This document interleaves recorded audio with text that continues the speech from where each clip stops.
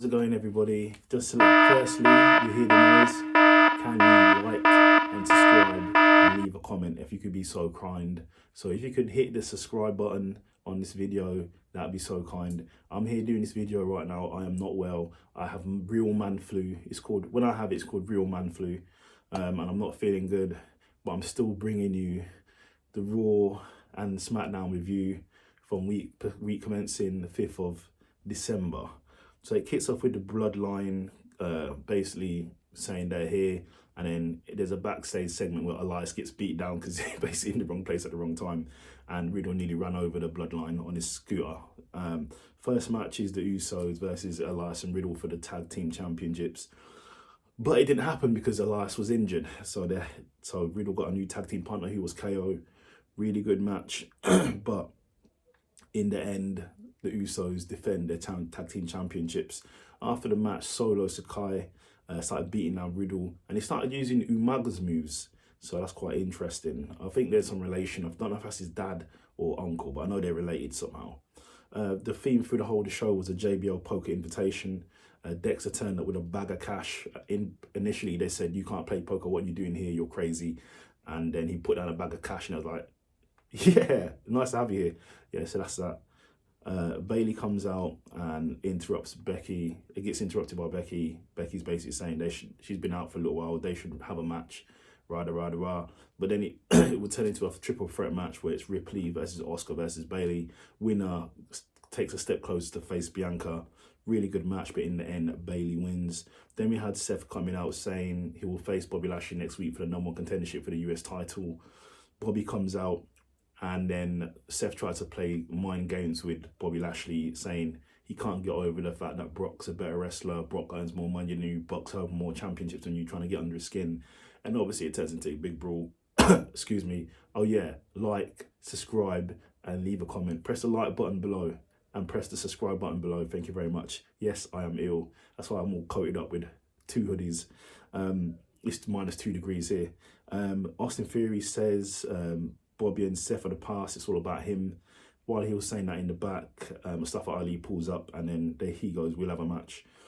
Dexter's seemed to be a professional poker player because he seemed to be winning. Corbin gets angry, and then Dexter pulls out not a hammer, a axe. Sorry, lost train of thought because I am very ill. He pulls out an axe, and then Corbin's like, "I'm not angry anymore." And then Dominic and Tozawa started arguing, and Dominic says Tozawa's about the same size as his deadbeat dad. So that turned into a match, obviously. Then we had Austin Theory versus Ali Mustafa in a really good match. Austin wins by DQ because Ziggler comes down and super kicks Theory. Miz said he wanted to join the poker backstage after the match, but Miz has no money and a fake Rolex. Corbin then is called cheating in the poker backstage. And then AJ calls him out, and it turns into a tag match where it's the OC versus the Alpha Academy and Corbin. Really good match, but OC win. Then we had Dominic versus Tozawa. Really good match. Dominic's really coming into his own recently. Dominic wins. As they proceed to beat down Tozawa, Street Profits come out to protect Tozawa. Then Adam Pearce tells of Bobby Lashley, because in the brawl I mentioned earlier between Lashley and Seth, Bobby Lashley speared an official, and Alex Pearce basically said that can't happen again. Then we had Alexa versus Becky versus Nikki in the main event of the evening. Really good match. Go and watch it. Haven't seen it. I thought Becky was going to win, but in the end, Alexa Bliss wins. So good luck to Alexa Bliss. She deserves a title shot now. She's been out for the title scene for a little while, so give her a title shot.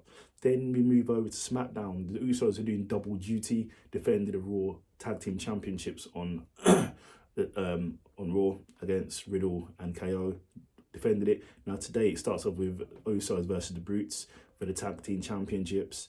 Obviously there's distractions here, there and everywhere, but in the end the Usos win. The show is basically surrounded by Kurt Angle. It's his birthday, and he's in Pittsburgh, Pennsylvania, his hometown. So he'll be spending his birthday with the crowd.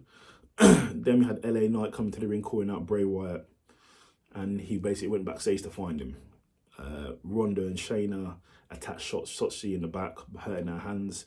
Then Liv Morgan and Tegan basically said to Ronda and Shayna they want a match. What's up, ladies? Then we had Phantasma versus Viking Raiders. is a DQ because Hit Row came down because they're sick of getting beaten down every single week, losing every week. Just getting beat down every week. So they came down with chairs going after the Viking Raiders. Then LA Knight seemed to be getting stalked by Bray Wyatt. The t-shirt was in his locker room, so we'll see what happens there. Then Ricochet and Gunther were having a contract signing for their match next week because Ricochet won the World Cup tournament to face for the Intercontinental Championship. Then it turned into obviously a back and forth and a brawl. So it's now Ricochet and the New Day versus Imperium. Really good match with Ricochet won. Then this segment was quite funny. After the Bloodline won, Jimmy's like, I'm feeling Usi, Us. He's feeling Usi. And then Sammy's like, look how Usi is. It's quite... Go and watch it if you haven't seen it. I'm not well right now. I have flu. I have real man flu. My head's hurting me. My back of my eyes hurting me, but I'm still here. But yeah, go and watch it. That was quite funny. Then they announced that JOHN CENA, the loyalty, hustler, and respect 16-time world champion, held the title for one time over a year, beating everybody, is coming in 2 weeks. So we'll see what happens there. Then we had Rey Mysterio in the back. I believe he's citing an injury or something. Then he was visited by Karrion Kross, who said to him, you're an old dog, it's time to put you down, basically, or he's going to put him down. Then the last match of the night was Tegan and Liv versus Ronda and Shayna. Really good match, but Liv won in the end due to a distraction of Raquel Rodriguez coming down to distract Ronda and Shayna. And in the main event of the evening, it was Kurt Angle's birthday party. Alpha Academy comes out angry because they wasn't invited to the birthday party, and basically Angle was like, hey, okay, he was leaving. Then he was like, okay. Then he went and got some milk or started throwing some milk at Alpha Academy and got the milk truck out and started backing the milk truck up, and spraying him with milk. So it was a milk bath, basically. Not a beer bath, a milk bath. This is something Kurt Angle used to do back in the Attitude Era. It's quite funny.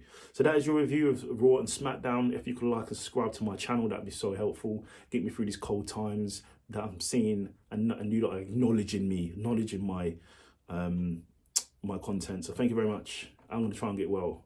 Take care.